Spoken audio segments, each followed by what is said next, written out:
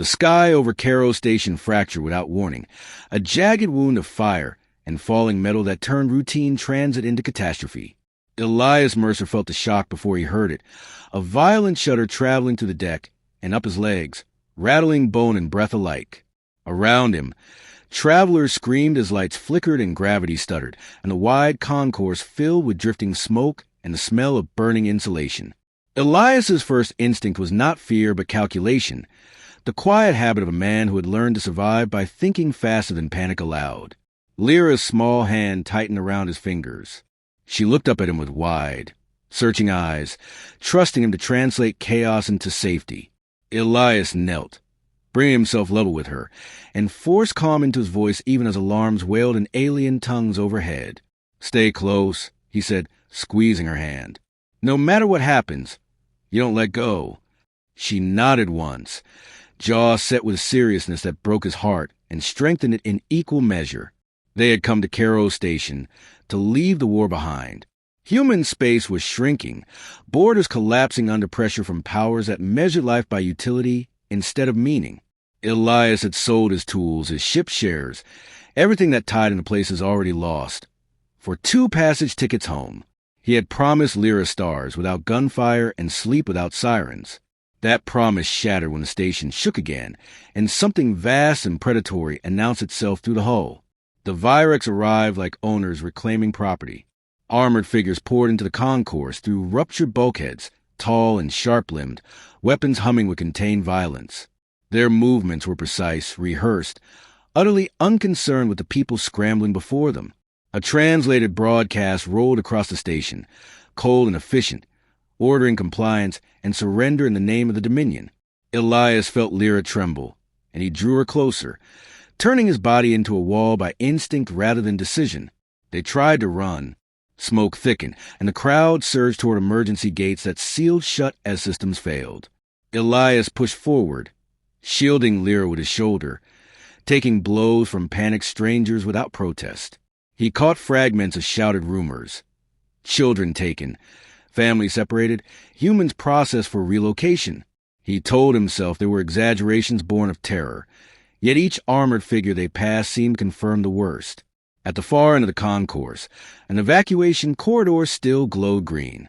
Hope flared, fragile but bright, and Elias hurried toward it. Then a single figure stepped into their path, larger than the rest, its armor etched with command sigils that pulsed faintly. It regarded the humans before it as one might regard cargo, eyes cold and analytical. The surrounding soldiers halted at an unseen signal, forming a semicircle that cut off retreat.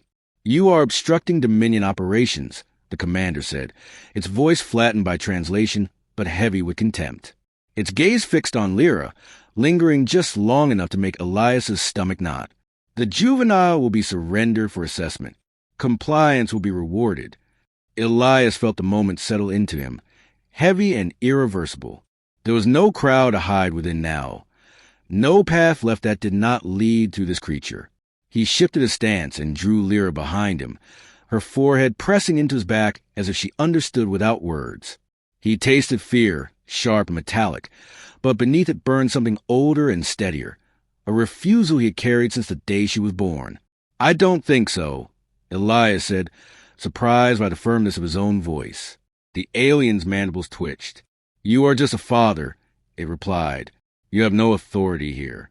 Elias straightened, every ache in his body aligning around a single purpose.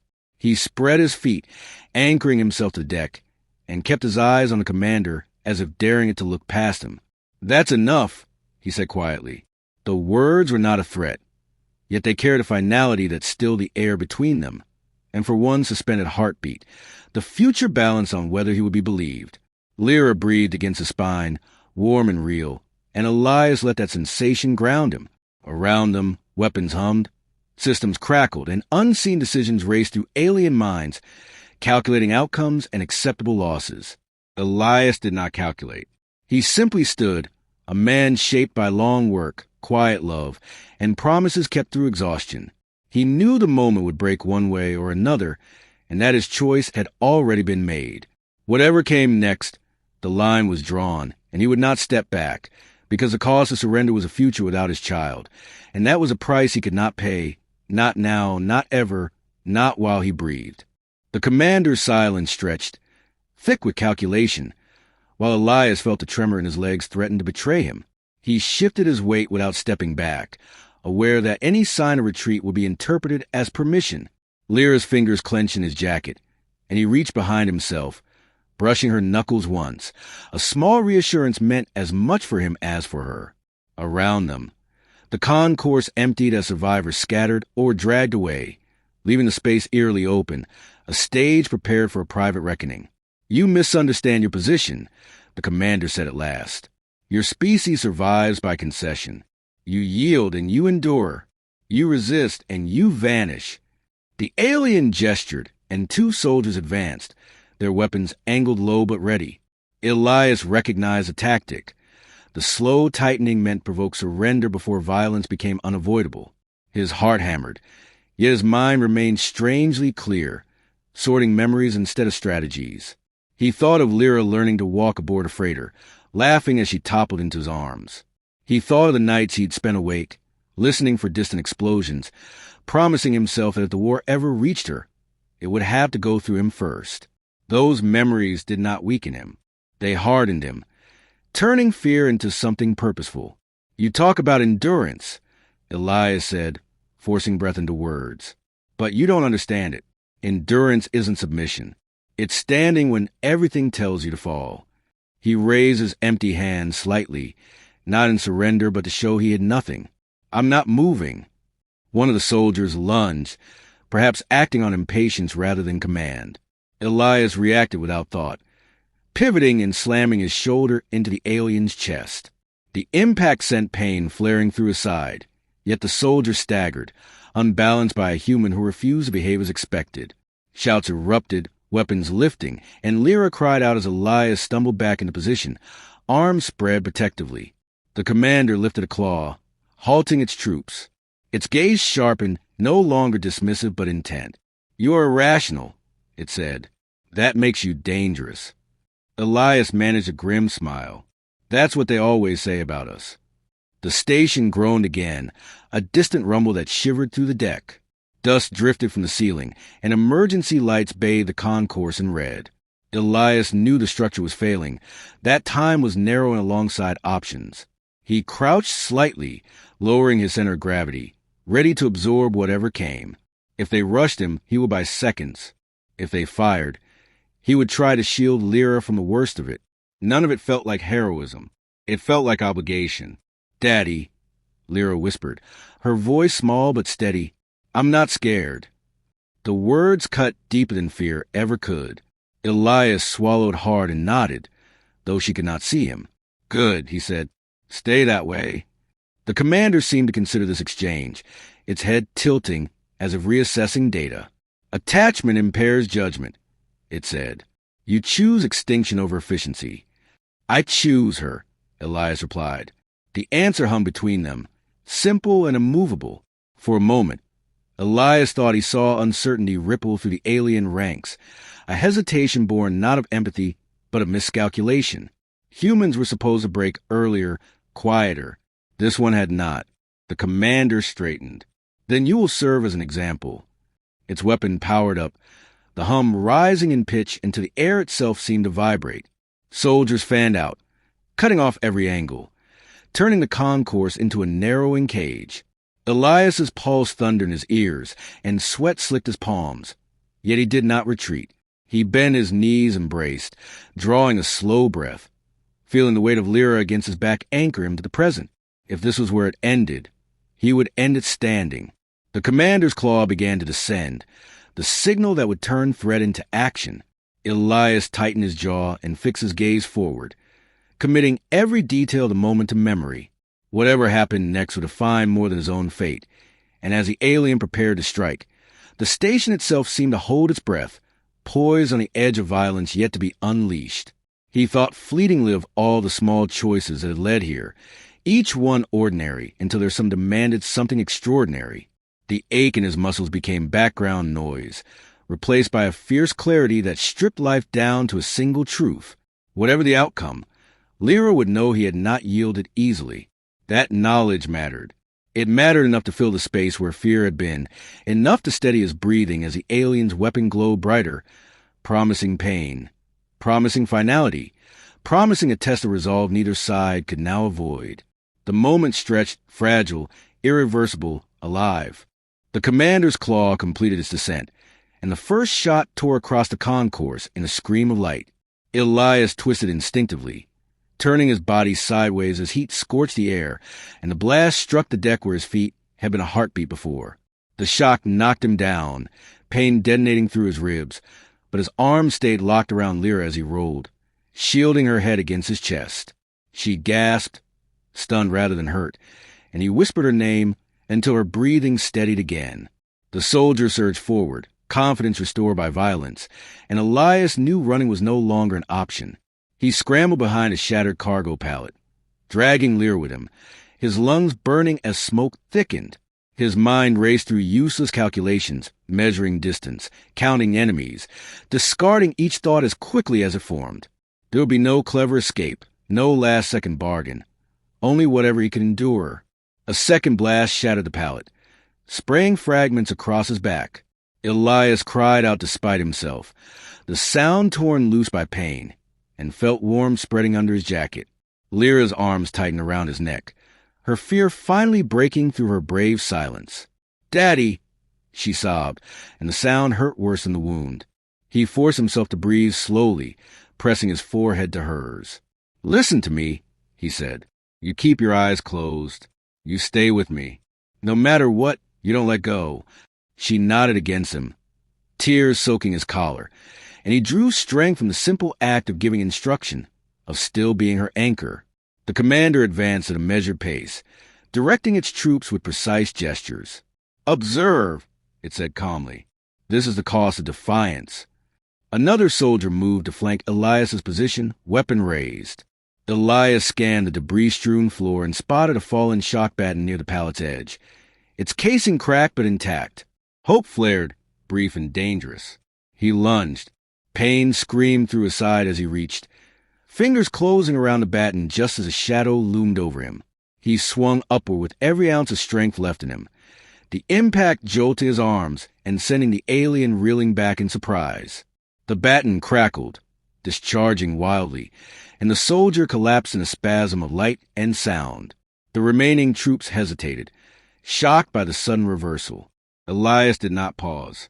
He staggered forward, placing himself squarely between Lyra and the aliens, batten trembling in his grip. "You see," he shouted, voice raw, "you think we're weak because we care. You think love makes us small."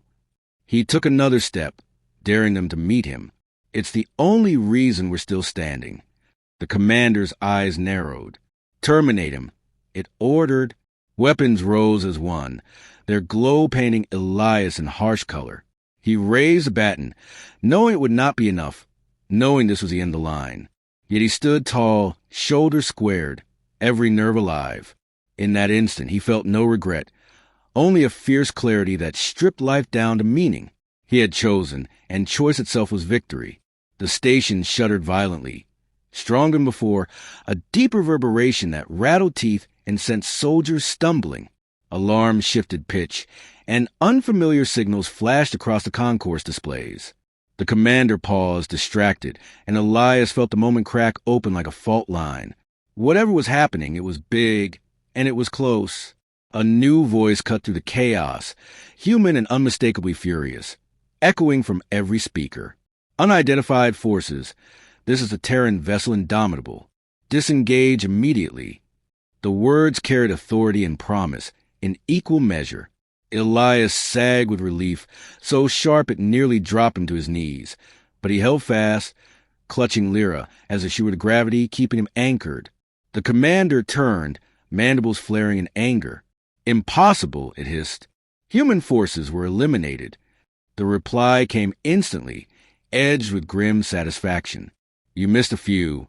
Docking clamps slammed into the station with thunderous force, and the concourse erupted as armored human marines poured through breached access points. Weapons flashed, disciplined and relentless, driving the Virex back step by step. Elias backed away from the fighting, every movement careful, until a pair of human hands caught his shoulders and guided him down. "Sir, you're safe now," someone said, voice steady amid the noise. Elias looked down at Lyra, her eyes wide but bright, and managed a tired smile. "Told you," he murmured. "I don't lose what's mine." He held her as the battle raged beyond them, feeling the tremor in his hands fade into exhaustion. Survival settled slowly, heavy and real. This was not the end, only a breath between storms, and Elias knew the universe would test him again. When it did, he would stand. Always. Again. Silence returned in uneven waves, broken only by distant alarms and the hiss of cooling metal. Elias lay against the deck, breath shallow, while medics moved with practiced urgency around him. He kept his eyes on Lyra, counting each rise of her chest as proof the world still held. Her gaze never left his face, and when their eyes met she smiled, small but unbroken. The sight steadied him more effectively than any drug. A medic pressed a seal over his wound and spoke softly, explaining injuries Elias barely registered. Pain existed, but it felt distant, a problem for later. Right now there was only Lyra and the certainty that she was alive. Human Marines secured the concourse with efficient precision, their presence transforming chaos into order. Captured Virex were herded away, their earlier confidence stripped down to sullen disbelief. Elias watched without triumph, feeling only a deep, bone-weary relief. Victory meant little compared to the quiet weight of survival, settling over him. Later, in a medbay lit by gentle panels instead of emergency strobes, Elias finally allowed himself to rest. Lyra slept curled against his side, her fingers still hooked into his sleeve, as if afraid to drift too far. He studied her face, memorizing it anew, aware that memory was a fragile shield against loss. A commander from the Indomitable spoke with him briefly, offering praise Elias did not seek. He listened politely, nodding, but his thoughts stayed anchored to the child breathing beside him. When asked why he had resisted when surrender promised safety, Elias answered without hesitation.